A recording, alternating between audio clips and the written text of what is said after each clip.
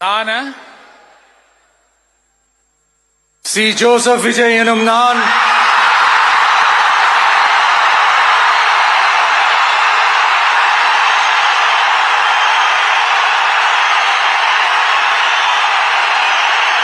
சட்டப்படி அமைக்கப்பெற்ற இந்திய அரசியல் அமைப்பின்பால் உண்மையான நம்பிக்கையும் மாறா பற்றும் கொண்டிருப்பேன் என்றும் இந்திய நாட்டின் ஒப்பில்லாத முழு முதல் ஆட்சியையும் ஒருமையையும் நிலைநிறுத்துவேன் என்றும் தமிழ்நாட்டு அரசின் முதலமைச்சராக உண்மையாகவும் உளச்சான்றின்படியும் என் கடமைகளை நிறைவேற்றுவேன் என்றும்